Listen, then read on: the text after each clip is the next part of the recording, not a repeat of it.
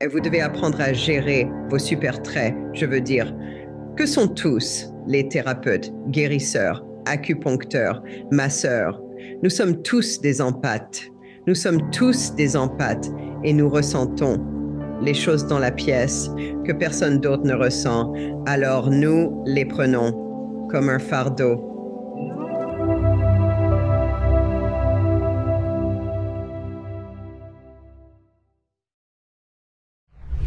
Je voudrais accueillir dans l'émission Christina Northrop. Comment ça va, Christina? Ça va très bien, ça va bien. Comment ça va? Tout va bien. Tout va bien. J'étais juste à Atlanta, puis à Asheville. J'ai voyagé partout. Tu sais, rencontrant des gens formidables, je dis, tu sais, on rencontre les bonnes personnes. Nous avons eu les tout premiers UI Media Awards à Roswell, en Géorgie, près d'Atlanta, et Tim Ray et son groupe ont présenté Del Big Tree, Brian Artist, Pam Popper. Génial, tu sais, avec des récompenses pour ce que nous faisons avec les médias, en disant aux gens des choses que d'autres médias ne disent pas. Absolument. Alors, première question, comment avez-vous commencé votre voyage spirituel? J'étais dedans depuis longtemps quand j'ai commencé. Tout d'abord, ma mère a été accusée à tort d'avoir peint les ongles de la Vierge sur l'autel en 1935. Et donc, elle, pour faire court, elle a dit au prêtre, si c'est ça la religion, ça ne m'intéresse pas. Et donc, elle a quitté l'Église catholique à l'âge de 12 ans. Mon père et ma mère, ils étaient mariés avant d'aller à la Seconde Guerre mondiale. Elle voulait annuler le mariage dès qu'il est parti à l'étranger. Puis il rencontre ma mère et l'épouse. Mais l'Église épiscopale ne voulait pas les marier parce qu'il avait eu une annulation. Alors ils se sont mariés dans l'hôtel local de la ville où j'ai grandi. Disons simplement qu'il y avait des questions sur la religion dominante dans ma vie. Puis, vers l'âge de 12 ans, je faisais du babysitting et ils avaient un livre intitulé Natives of Eternity qui parlait des anges. C'est tout sur Flower Newhouse et son travail au ministère Christ Word en Californie. Et j'étais captivée. Ça parlait des anges et des divas et tout ça. Et puis, j'ai lu tout Edgar Cayce et la réincarnation, tout ça pendant mon adolescence et tout de, comment elle s'appelle, cette merveilleuse auteure qui écrivait sur toutes ses vies antérieures, mais sous forme de roman. Donc, j'étais dans ce genre de truc depuis longtemps. Et puis, j'ai eu des membres de ma famille qui sont sortis de l'hôpital contre l'avis médical quand les médecins ne savaient pas ce qui se passait. Et nous avons été élevés avec Adele Davis et la nourriture bio et tout le reste. Donc, ce que je dis aux gens, c'est que j'ai été radicalisée bien avant de l'être. À l'école de médecine, bien avant que la radicalité ne devienne une tendance à suivre. Oui, c'est bien vrai. Alors, qu'est-ce qui vous a donné envie d'écrire sur les vampires énergétiques, ce qui est quelque chose auquel nous pouvons tous, je pense, nous identifier à un moment donné, où ce sont des personnes dans nos vies qui nous pompent littéralement toute notre énergie. Alors, qu'est-ce qui vous a donné envie d'en parler? Et quelle est, selon vous, la définition d'un vampire énergétique? C'est juste la question la plus merveilleuse. Eh bien, je travaillais avec des gens en cours de route et puis j'ai commencé à remarquer un schéma où je ne voulais vraiment pas être avec eux. Je ne voulais pas vraiment travailler avec eux, mais ensuite, ils me faisaient me sentir coupable et tout ça. Et je travaillais avec un psychiatre qui m'a parlé de ce qu'on appelle le cluster B, et c'est la personnalité borderline, narcissique, histrionique, tout ça. Et je remarquais aussi dans ma pratique le nombre de personnes que nous appellerions des enfants adultes d'alcooliques. Ils étaient comme des enfants adultes d'alcooliques, même s'ils avaient un parent qui était mentalement malade ou des parents divorcés ou autres. Et puis, j'ai appris l'existence de l'étude sur les expériences négatives de l'enfance qui a été lancée à l'UCSD en Californie et est maintenant gérée par le CDC, ce qui signifie que personne ne la voit plus. Mais ce qu'ils ont découvert, c'est que le nombre d'expériences négatives de l'enfance que vous aviez comme base était directement proportionnel au nombre de médicaments sur ordonnance que vous receviez, au nombre de visites aux urgences et à la mort précoce. Et ils ont étudié un énorme groupe de personnes d'âge moyen et de classe moyenne à San Diego. Et c'est ainsi qu'ils ont découvert les expériences négatives de l'enfance. Mais j'avais aussi travaillé dans le domaine de la récupération, connaissez la codépendance et Mélanie Beatty et la fin de la codépendance et tout ça.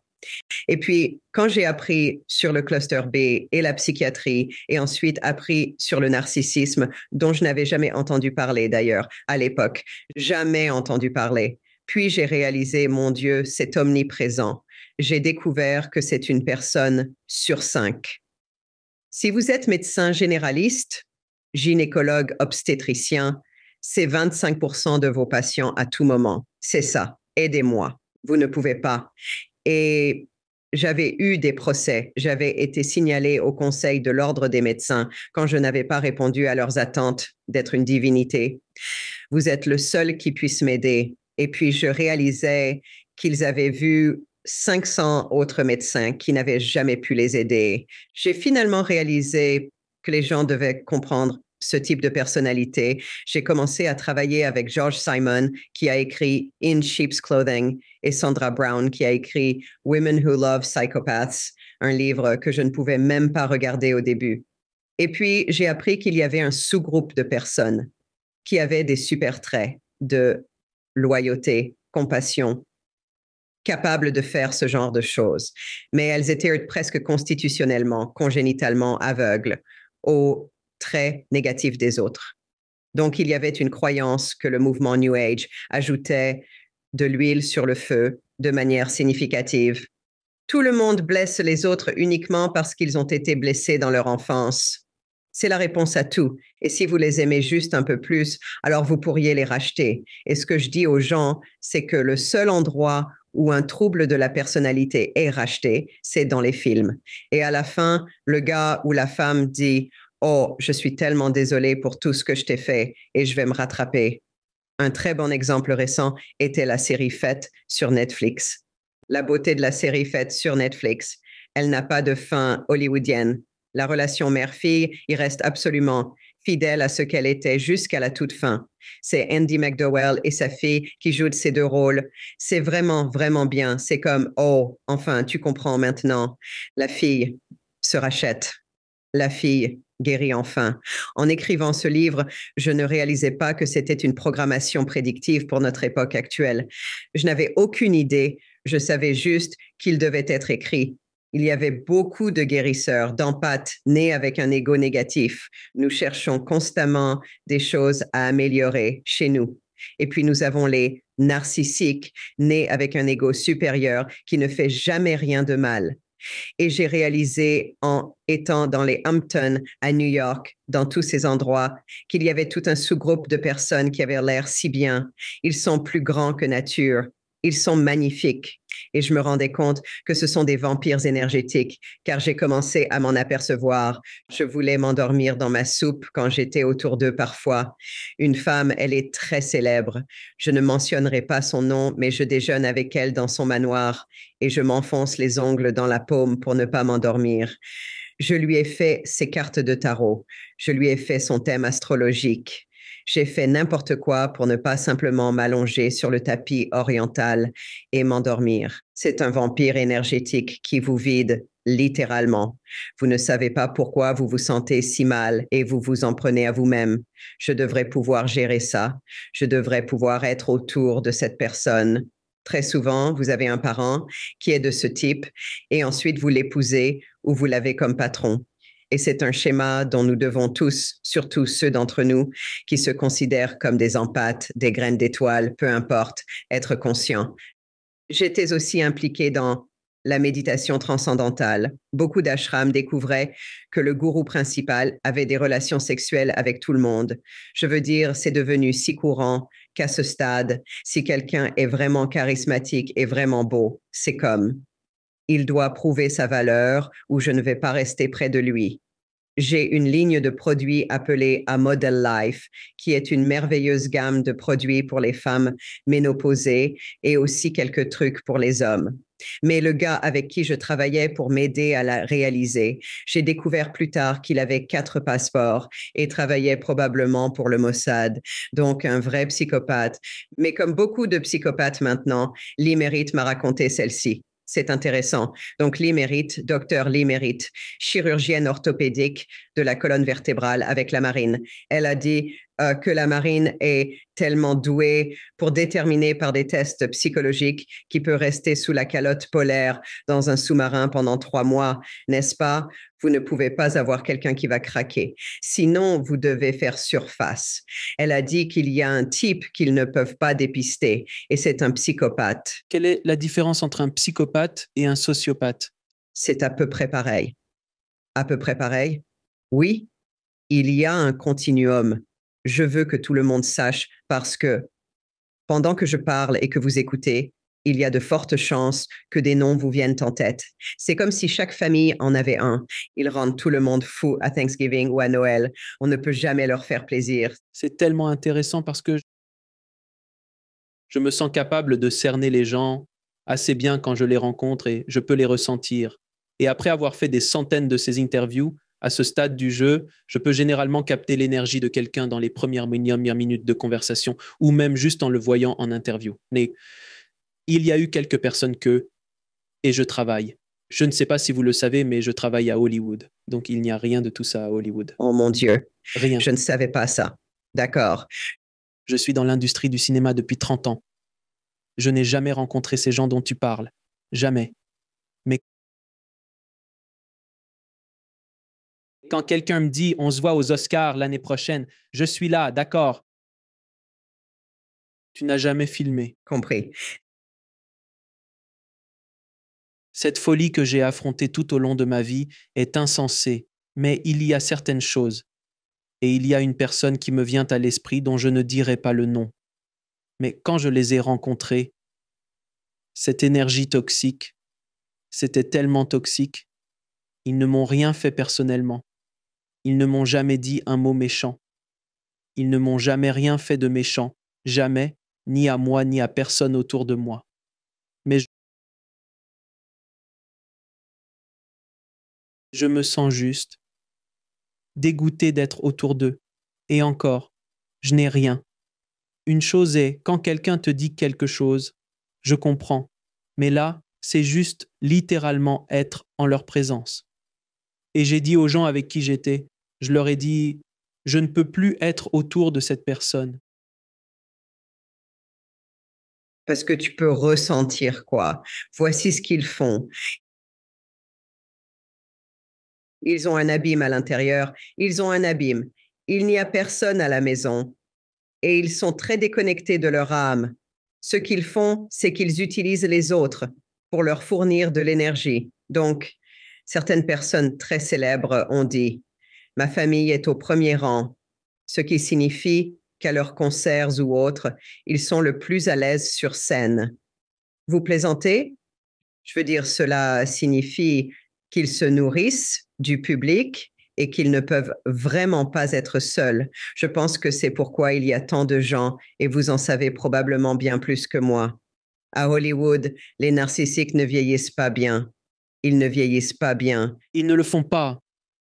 Et aussi, comme tu disais qu'ils ont besoin de cette énergie pour, en quelque sorte, quand les projecteurs sont éteints ou que le public n'est pas là, ils se tournent vers autre chose pour combler le vide. Et c'est généralement la drogue et l'alcool ou l'addiction au sexe ou autre chose pour combler ce vide. Mais je dis toujours aux gens, à tout moment, parce que tu peux entrer dans le côté spirituel du genre « Oh, je ressens l'énergie de quelqu'un et c'est bien, je comprends ça. Je le ressens et je le comprends. » Mais beaucoup de gens, quand je dis des choses comme ça, ils me regardent et disent « De quoi tu parles ?» Je leur dis « Laissez-moi vous poser une question. Vous êtes-vous déjà retrouvé dans une concession automobile en essayant d'acheter une voiture? Avez-vous déjà parlé à un vendeur et vous avez juste l'impression d'avoir besoin de prendre une douche après? Ou si vous êtes une femme, avez-vous déjà été abordé par un type louche dans un bar et il vous a dit peut-être 3 ou 4 phrases, mais après vous vous sentez juste comme c'est quelque chose. Je ne sais pas comment vous l'appelez, mais c'est une réaction viscérale que nous avons, et peu importe comment vous voulez la définir, c'est quelque chose. Et j'ai ressenti ça. Je pense que tout le monde l'a vu à un moment ou à un autre. Oui, et voilà le truc.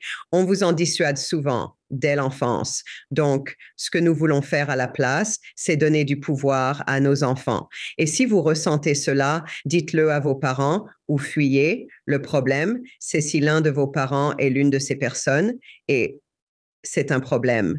Mais ensuite, nous entrons dans les choix de l'âme, puis nous entrons dans D'accord. Et cela m'a bien servi. Lire tout Edgar Cayce, réaliser, d'accord, nous sommes venus sur la Terre-École ou à ce stade, la planète des gangsters sur laquelle nous sommes, et nous sommes venus ici pour co-créer avec Dieu, pour transformer cette planète, parce que ce que nous faisons sur cette planète affecte l'univers entier. Vous pouvez faire quelque chose sur cette planète pour transmuter l'énergie négative. Cela affecte tout l'univers parce que c'est l'endroit le plus difficile. Ce n'est pas difficile ailleurs. C'est vraiment difficile ici, maintenant. Oh, et cela ne semble pas devenir plus facile. Je pense que nous entrons encore dans une période plus sombre. Je ne pense pas que nous ayons touché le fond. Je pense que nous en sortirons. Sans aucun doute. Oui, sans aucun doute. Mais je ne pense pas que nous ayons touché le fond. Loin de là. Je pense que nous sommes sur une pente descendante. Il se passe trop de choses. J'en parle avec presque tous mes invités. C'est comme s'il y avait ce changement. Il y a ce changement en cours. On peut le voir. Je veux dire, je ne me souviens pas de 15 ouragans en mai, quand j'étais enfant. Je ne me souviens pas. L'économie va mal, le tribalisme politique, la pandémie qui a touché le monde entier. En même temps, toutes ces choses sont en train de nous transformer. Je l'appelle le grand graveur, le croquis du monde, de l'humanité. C'est un peu comme si nous étions secoués. Et j'espère que nous en sortirons de manière positive. Mais comme beaucoup de gens le disent, c'est comme si le chaos était un terreau fertile pour le changement. Et c'est là où nous en sommes en ce moment, car il y a définitivement un peu de chaos. Et j'ai oublié la Troisième Guerre mondiale. Nous sommes aussi au bord de la Troisième Guerre mondiale. Donc, il y a ça. Nous sommes en plein dedans. Non, nous sommes en plein dedans. Et voici l'autre chose, cependant, que c'est fait de la manière la plus belle. Cela a séparé le bon grain de l'ivraie, Sainte Mère. Es-tu vraiment sûr de connaître tes amis à ce stade? Quand beaucoup de ces choses ont commencé à se produire et que les affaires politiques se sont déroulées et tout ce genre de choses, tout cela était déjà là, ce n'est pas apparu. Ce n'était ni mieux ni pire. Je pense qu'aujourd'hui, à cause d'Internet, à cause des réseaux sociaux, à cause des choses qui se passent dans la société qui permettent aux gens de dire, vous savez quoi, je vais juste dire ce que je ressens, au lieu d'être l'oncle fou à Thanksgiving qui le disait quand il était ivre. Maintenant, il le fait sur TikTok, ou il est sur Twitter et il tweet ou quelque chose comme ça, et ils ont créé un site web à ce sujet et des choses comme ça qui n'étaient pas accessibles aux gens à l'époque. Mais je ne crois pas qu'il y ait moins de folie dans les années 90 qu'il n'y en a maintenant. Je pense juste que c'est simplement exposé, tout est mis en lumière. Et comme tu dis, ça ouvre définitivement des portes sur qui les gens sont vraiment à l'intérieur. Et je pense que certaines de ces choses doivent être exposées à la lumière avant de pouvoir être guéries de nombreuses façons. Eh bien, voici comment. Je l'explique. Vous êtes déjà allé dans un appartement où il y a des cafards? D'accord. Vous allez dans la cuisine la nuit, vous allumez la lumière. Wow, ils crient tous. Donc, ce que nous faisons, c'est exposer les cafards et aussi les vampires parce qu'ils n'aiment pas la lumière. N'est-ce pas étrange, puisque tu as travaillé à Hollywood, que soudainement, au début des années 2000, je suppose, plus dans les années 2000, nous avons toutes ces histoires de vampires. Nous avons Twilight, nous avons des tropes. C'est un phénomène cyclique. Il y a des hauts et des bas. Oui, mais tout d'un coup, parce que c'est la vérité. Je veux dire, c'est la vérité. Ils vont te sucer le sang, il n'y a pas de doute. Oui. Alors, quels sont certains des problèmes de santé qui découlent des relations toxiques, comme juste en étant dedans? Est-ce qu'il y a des effets physiologiques, mentaux? Quelles sont ces choses qui nous arrivent en étant dans une relation toxique? Eh bien, voici les plus courants. Je me demandais toujours pourquoi ces femmes, car mes patientes étaient des femmes, pourquoi ces femmes faisaient tout, nourriture bio, acupuncture, tout, et souffraient encore de fatigue chronique, fibromyalgie, maladie auto-immune, Lyme chronique. Maintenant, c'était avant. La pandémie, donc elles avaient tout ça. Et invariablement, vous découvriez que leur énergie vitale était constamment drainée en vivant avec un vampire énergétique. Et une fois qu'elles se débarrassaient du vampire énergétique, ce qui n'est pas facile d'ailleurs, car nous devenons accros à eux. Mais une fois sortis de là, soudainement, leur système immunitaire commence à fonctionner. Donc, être autour de ces personnes augmentera vos marqueurs inflammatoires, comme l'IL-6 et toutes les cytokines et tout le reste. Littéralement, vous êtes vidé de votre énergie vitale, donc vous ne l'avez pas pour guérir et vous doutez toujours de vous-même. Oh, je suis désolée. Je ne voulais pas. Et rappelez-vous que le vampire énergétique est une victime professionnelle. Peu importe ce que vous faites, peu importe combien vous leur donnez, ce n'est jamais assez. Mais ils ont une intuition malveillante, donc ils savent exactement quand vous donnez une miette pour que vous restiez et continuiez à leur fournir ce qu'on appelle l'approvisionnement narcissique, c'est-à-dire de l'argent, de l'attention, du sexe, toute forme de soins, approvisionnement narcissique. Et quand vous coupez cela, ils vont commencer à intensifier leurs efforts.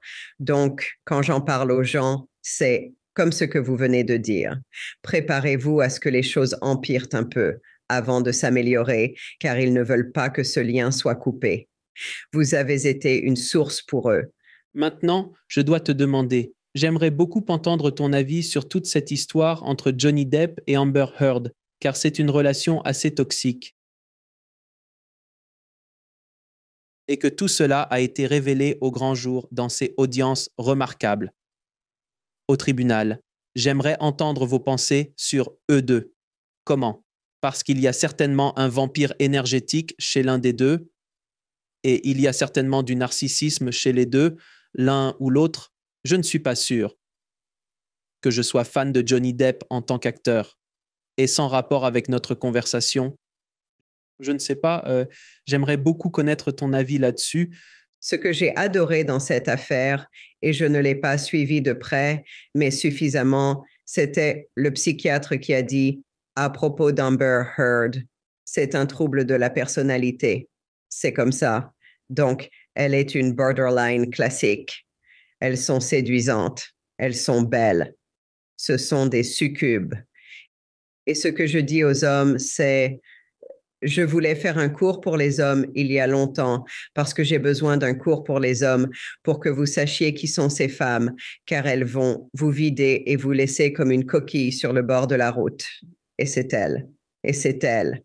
Je ne sais rien de lui. Je sais juste que j'ai adoré ça sur la scène mondiale. Nous avons enfin exposé une femme borderline et comment elle fonctionne. Parce que voici ce qui arrive à un homme bien comme un homme bon et normal. Il tombe pour une femme comme ça, séduisante, belle, tout ça. Et si elle ne sourit pas, si elle semble comme. J'utilise toujours Victoria Beckham, genre ne jamais sourire. Oh, je suis tellement chic, chic. Je suis tellement chic. C'est comme reste à l'écart. Mais que se passe-t-il avec les bons hommes? Ils pensent qu'ils peuvent les sauver. Oh, elle n'a pas l'air très heureuse. Je pourrais la rendre heureuse. Je pense vraiment que je pourrais à un niveau subconscient, à un niveau subconscient. Parce que qu'est-ce que la masculinité? C'est protéger et servir, et les hommes veulent plaire aux femmes. Et je ne vais pas entrer dans le transhumanisme. Trans. Oui. Alors, c'est ce qui se passe. Et vous vous faites aspirer. C'est la veuve noire. Si vous regardez Alex Dibney, tous ces spéciaux HBO, comme Out for Blood in Silicon Valley, Elizabeth, peu importe son nom, ce sont tous des psychopathes. Ce sont tous des sociopathes, chaque personne. C'était quoi cet endroit? Le plus intelligent de la salle sur un Ron. Oh mon Dieu, c'était remarquable. C'est remarquable. C'est de la sociopathie. Ouais. Donc Amber a entendu pour une raison quelconque et c'est comme d'accord.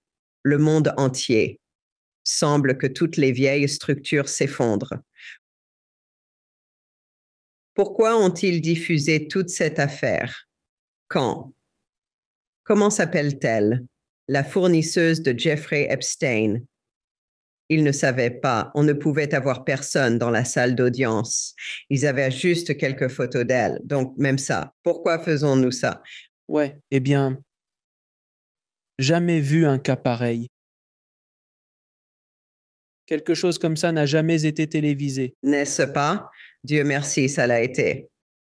Et surtout, il faut aimer le cirque que c'est, le gars qui conduit et qui vapote. Il salue ses fans et il plaisante. Même à la barre.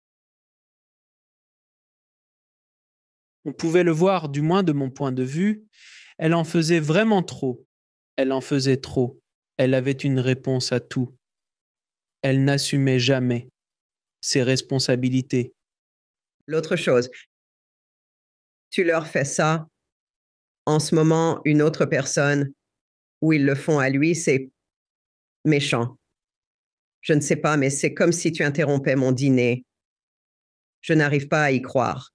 C'est toujours quand quelqu'un joue constamment le rôle de victime, ne prend aucune responsabilité, du tout. Je veux dire, au moins Johnny dirait, tu sais quoi? Oui, je prenais beaucoup de drogue. Oui, tu sais quoi? Je faisais ceci ou cela.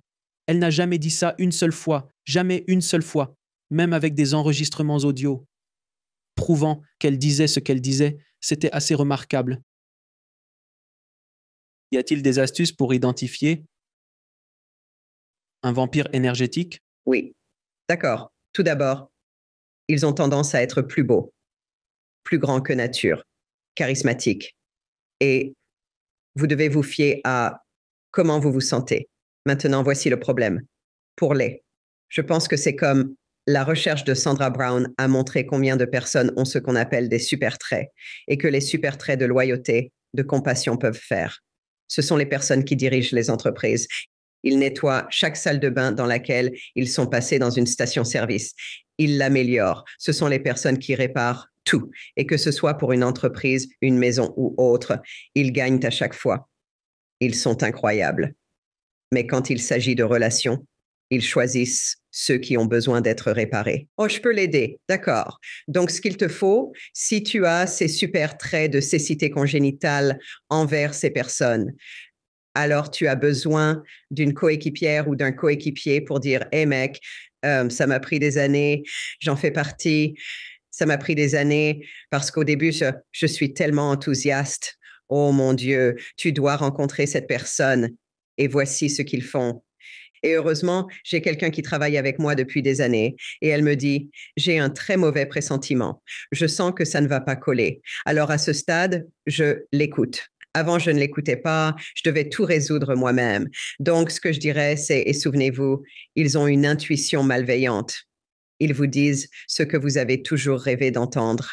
Oh mec, tu es tellement beau, tu es tellement fort, tu es tellement magnifique, tu es tellement sexy et regarde ce que tu peux faire. Et la façon dont tu aides les gens, ça me fait pleurer d'émotion. Ils en font des tonnes, c'est du love bombing.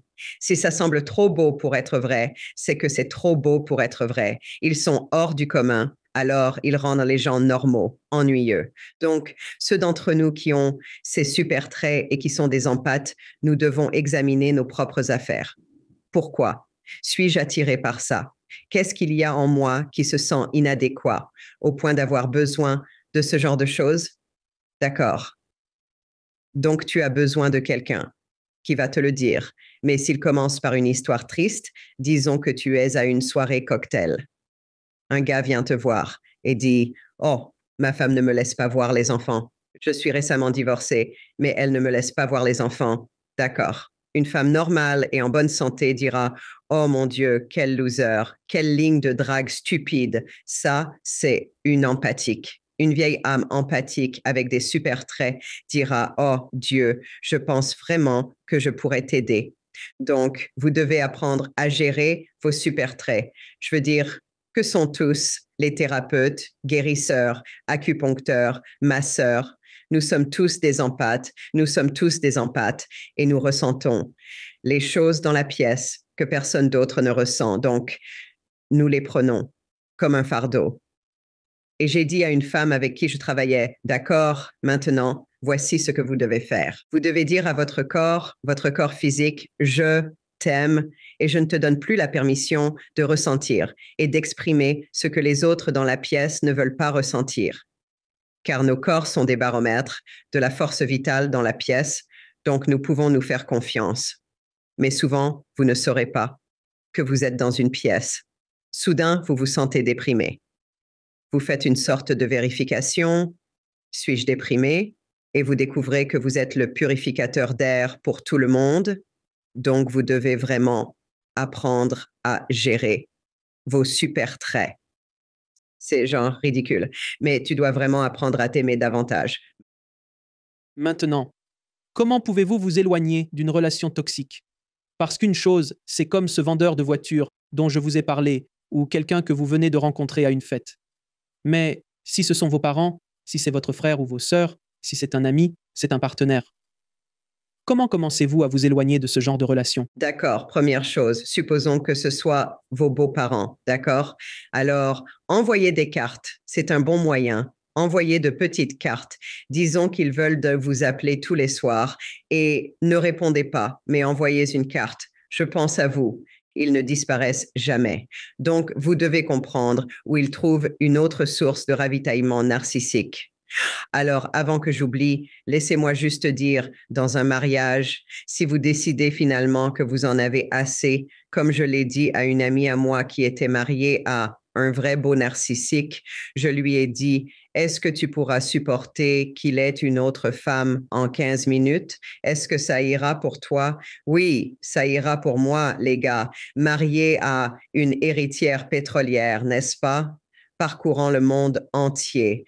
Et pendant ce temps, quand il était marié avec elle, il avait des problèmes de dos, toujours un problème médical, toujours quelque chose, et elle gagnait tout l'argent. Elle s'occupait de tout. Et puis, il a finalement monté d'un cran au niveau supérieur. C'est là que vous décidez enfin, tu n'en peux plus. Mais pour les gens, tu ne peux pas partir. Tu as des limites. Par exemple, on va chez ma belle-mère. On arrive à 1 heure, on part à 3 heures. Et puis, tu rends ça clair. L'autre chose que tu fais. Voici l'autre chose qu'ils font. Ils ne t'appelleront jamais sans avoir besoin de quelque chose.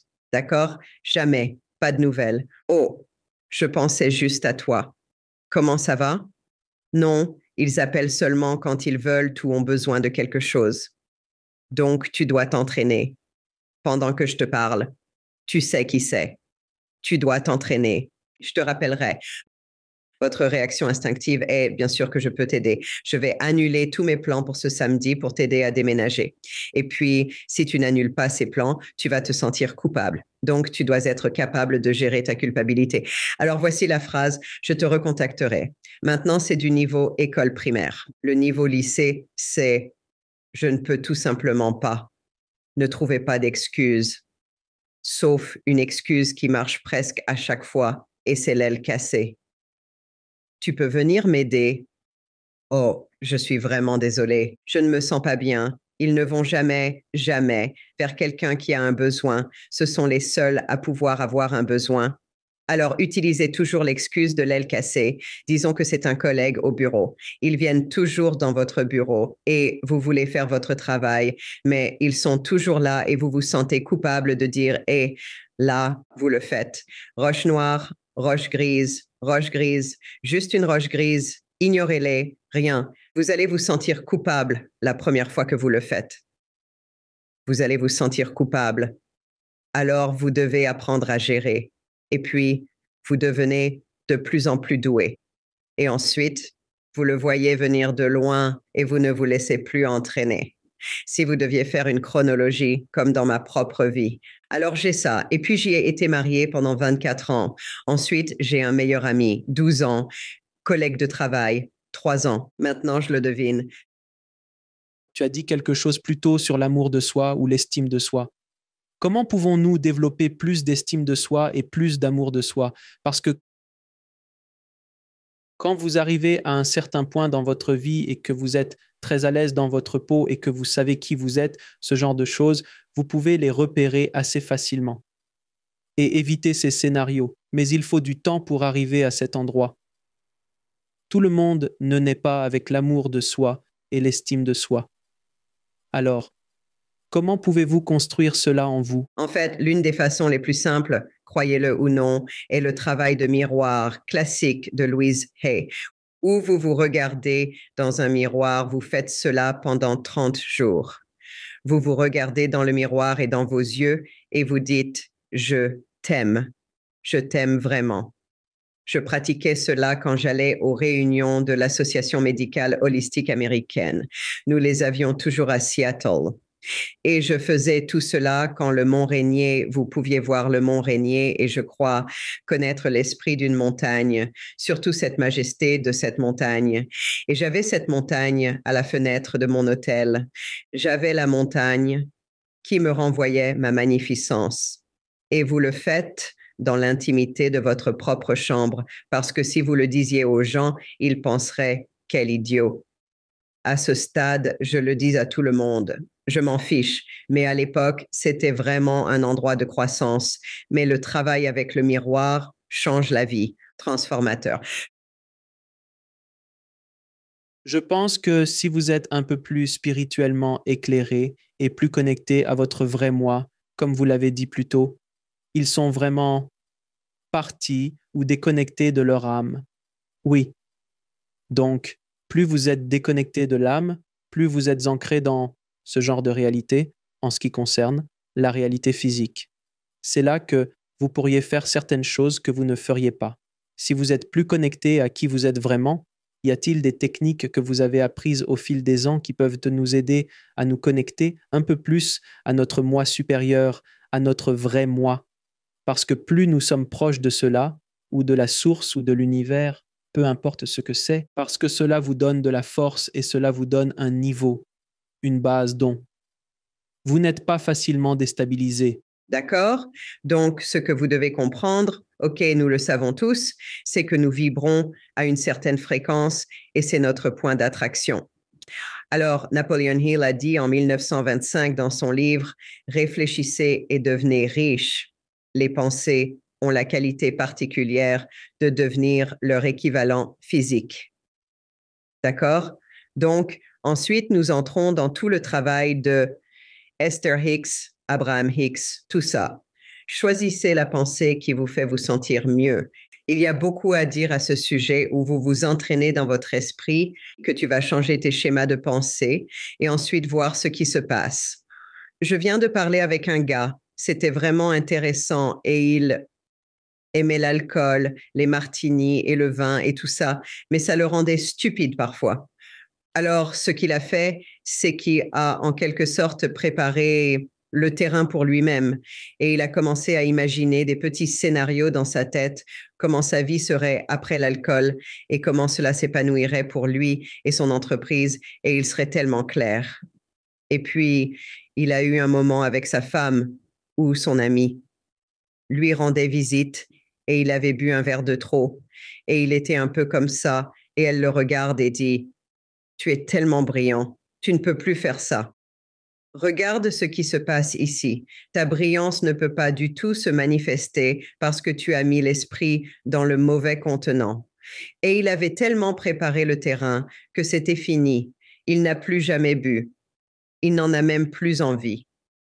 Il avait préparé le terrain. Vous devez avoir une connexion avec la plus grande partie de nous qui n'est même pas dans un corps physique. C'est comme ça que j'aime le voir. C'est comme si vous aviez une partie omnisciente qui est totalement connectée à Dieu. Et je crois que Dieu passe à travers nous en tant que nous. Et vous avez cette partie qui est plus grande, qui voit cette perspective plus large.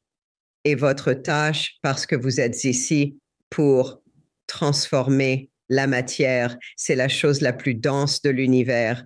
Vous allez le transformer. Vous allez élever la vibration. Vous devez commencer par vous-même. Donc, vous devez pratiquer. J'ai fait des années je prenais les affirmations de Catherine Ponder, de son livre Les lois dynamiques de la prospérité ou les lois dynamiques de la guérison ou autres. Une de mes préférées quand je traversais un divorce et pensais que j'allais perdre la maison, c'est que je devais vraiment comprendre la prospérité. Et elle parlait de cette chose appelée substance divine rayonnante. Tesla l'appelait l'éther et ce n'est pas rien, c'est tout. Et donc l'affirmation était la substance divine rayonnante ne peut pas m'être refusée et elle ne peut pas m'être enlevée.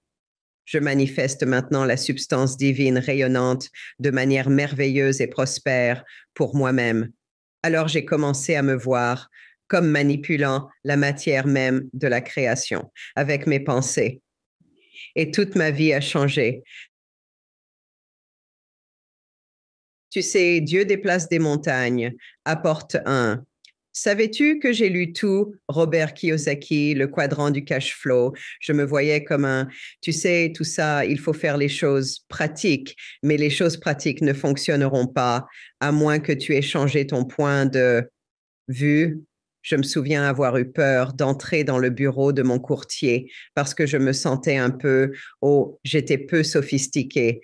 Et là, il est avec ses boutons de manchette et sa chemise parfaite et le bureau sans rien dessus, tu sais. Et j'ai trouvé ces institutions de l'argent très effrayantes. Et j'ai réalisé, oui, ils font ça exprès pour que tu ne te sentes pas. Maintenant, tu sais, je me dis, ouais, ben, tu travailles pour. Donc, le domaine de Mike, c'est la gynécologie. Donc, c'est lié au deuxième chakra, l'argent, le sexe et le pouvoir. C'est là que nous gardons nos portefeuilles, nos couteaux, nos armes. C'est l'armement pour obtenir ce que vous voulez.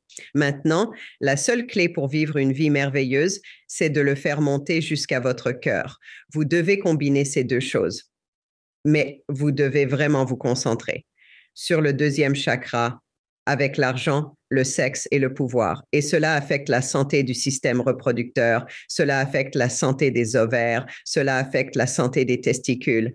Et en ce moment d'ailleurs, les niveaux de testostérone sont passés de, disons, 650 à environ 250 maintenant, et les comptes de spermatozoïdes ont diminué depuis 60 ans.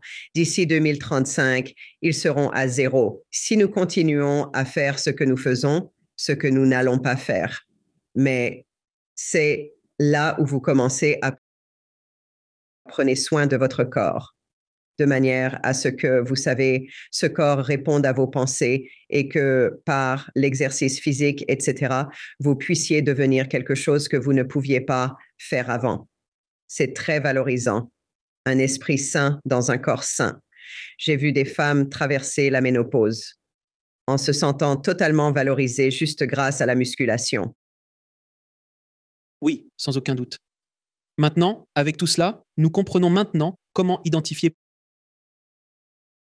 pourquoi nous le faisons.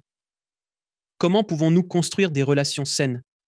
Comment pouvons-nous identifier des relations saines afin de les construire et créer un groupe de personnes autour de nous qui nous soutiendront et nous aideront à avancer dans la vie au lieu de nous pomper notre énergie ou devenir des succubes ou s'accrocher à nous comme des bagages, etc. J'aurais l'intention de trouver des personnes partageant les mêmes idées comme ces 2 dernières années. J'ai trouvé plus de membres de ma tribu d'âme que dans toute ma vie. Et c'est l'une des beautés de cette période, c'est de réaliser que vous n'avez jamais besoin de prétendre être quelqu'un d'autre que vous-même, parce que qui vous êtes vraiment, avec les bonnes personnes, vous pouvez dire tout ce que vous êtes. Une des choses que je fais en ce moment est de lancer un site de rencontre pour les personnes qui n'ont pas reçu l'injection biologique expérimentale.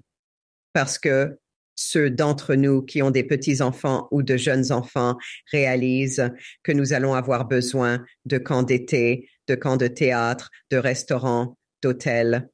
Nous allons avoir besoin d'endroits qui valorisent notre humanité native, notre ADN natif. Donc, je pense que cela commence par l'intention, mais aussi si vous êtes un homme, disons, et que vous cherchez à sortir avec quelqu'un. Ne choisissez jamais la femme qui ne sourit pas. Ne pense jamais que je peux la sauver. Alors, ce que tu veux faire, c'est aller vers celle qui t'apprécie, qui te dit merci. Le mouvement des femmes, aussi important qu'il ait été, a vraiment détruit les relations hommes-femmes de bien des façons. J'utilise le slogan de la femme a besoin d'un homme comme un poisson, a besoin d'une bicyclette. Quoi? D'accord. Donc, ce que nous voulons, la famille, mère, père, enfant, est l'absolu, sous-unité d'une société saine. Nous savons que pendant la Seconde Guerre mondiale, les hommes qui ont survécu dans les camps de prisonniers de guerre étaient ceux qui avaient eu une enfance heureuse, ceux qui venaient des quartiers défavorisés, qui faisaient partie de gangs et n'avaient pas de parents.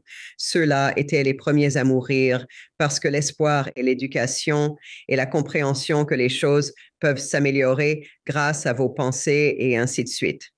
Cela renforce la survie dans le système immunitaire. Donc, je fais toujours attention à comment je me sens avec cette personne. Est-ce que je me sens mieux ou est-ce que la personne me critique? Je vais vous donner un exemple. J'étais juste avec une femme et elle est allée dîner avec un ancien petit ami. Et il lui a dit, et elle est maintenant heureusement mariée, il lui a dit, tu sais, tu étais l'une des plus belles femmes que j'ai jamais rencontrées. Et il la rabaissait vraiment. Et elle a dit, laisse-moi te dire quelque chose. Je n'ai jamais été aussi heureuse de qui je suis parce que j'ai développé mon intérieur. Et à l'époque où je te connaissais, je prenais de la drogue, j'utilisais les relations, je faisais tout. Oui, j'avais l'air bien de l'extérieur. J'étais un désastre. J'aime qui je suis maintenant. Oui, donc encore une fois, c'est le travail devant le miroir. En t'aimant toi-même, ton point d'attraction change. Les personnes que tu attires sont complètement différentes. Mais si tu as toujours le nez collé contre la vitre, tu sais, j'allais souvent dans les Hamptons. J'avais un ami là-bas. Tu sais, ton nez est toujours collé contre la vitre des gens beaux. Et que font-ils exactement? Je n'ai pas besoin de te le dire. Tu as été dans le milieu d'Hollywood. Ouais. Alors, j'aime être avec les vraies personnes de notre groupe. Les principaux se démarquent. Nous avons beaucoup de anciens médecins des forces spéciales. Nous avons des agriculteurs. Nous avons des gens qui travaillent main de leurs mains, des plombiers, des électriciens, des charpentiers, des gens qui font des choses et contribuent à la société de cette manière. Alors, Christine, où les gens peuvent-ils en savoir plus sur vous, vos livres et le travail que vous faites? drnorthrop.com a à peu près tout. J'ai une grande chaîne Telegram. Je vais bientôt lancer un Substack parce que je commence à en avoir assez des bots sur Telegram. J'aimerais pouvoir faire un live sur Instagram, mais j'ai perdu 3 chaînes. J'essaie de changer l'algorithme maintenant. Sur mon actuel, je suis sur Twitter, j'ai une newsletter. Mon E-News est là où vous allez savoir et c'est gratuit. Alors allez sur drnorthrop.com, inscrivez-vous là-bas. J'ai vous savez, avec beaucoup de trucs médicaux. Les trucs de gangsters sont sur Telegram. Docteur Northwest, merci beaucoup d'être venu à l'émission. Je vous en suis vraiment reconnaissant. Et merci encore pour tout ce que vous faites. Je vous apprécie. D'accord. Merci de regarder. Cliquez sur une des vidéos ci-dessous pour poursuivre votre voyage. Et n'oubliez pas de vous abonner.